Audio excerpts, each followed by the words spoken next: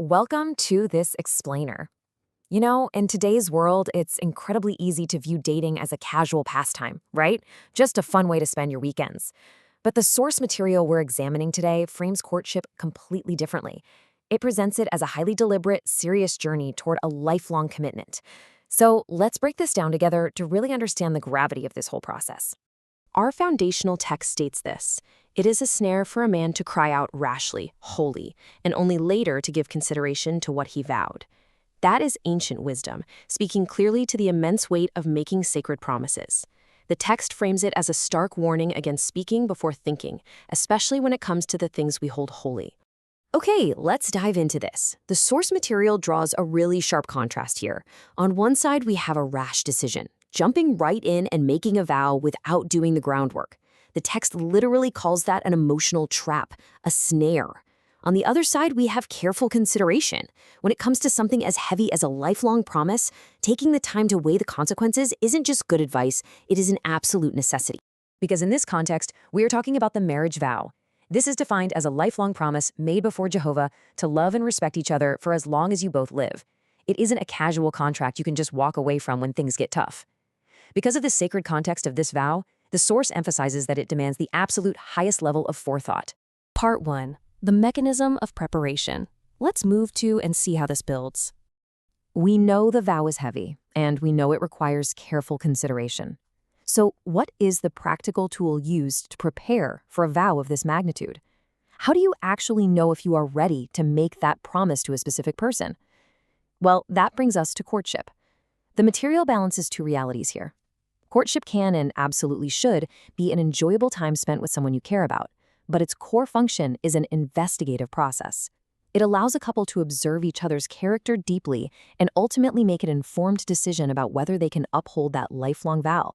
That investigative phase naturally leads to a fork in the road with two distinct and entirely valid outcomes. Number one, a decision to get married. Or number two, a decision to end the courtship. Both of these are valid paths. When you're trying to make an informed choice about the rest of your life, discovering that you shouldn't marry someone is just as important as discovering that you should.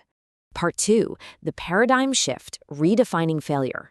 Society gives us a very specific script about ending a romantic relationship. It's often painted as a tragedy, a huge waste of time, or a personal defect. But based on our source material, we need to challenge that assumption. I want to pose this question directly to you. If a couple breaks up, does this mean their courtship failed? Think about how instinctively you, or maybe your friends, might view that breakup as a failure. According to the text, the answer is a resounding no. Sure, it might be difficult emotionally, and there might be sadness involved, but objectively, the process itself did not fail. In fact, it was the exact opposite of a failure. So, the crucial point is that the courtship served its purpose. It helped them come to a good decision. Remember that proverb we started with, the warning about the snare of a rash vow? If a breakup prevents a couple from making a rash vow they aren't prepared to keep, then the courtship was highly successful. It protected both individuals from making a lifelong mistake. It did exactly what it was designed to do. Part 3, the ultimate takeaway. We've established that courtship is a serious investigation, and that ending it to avoid a bad vow is actually a success. And this brilliantly illustrates our final point.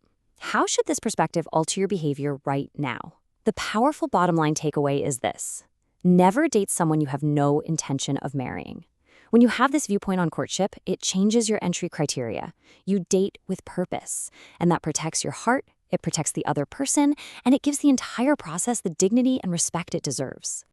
Thank you so much for joining me for this explainer. For more information on this topic, please visit jw.org.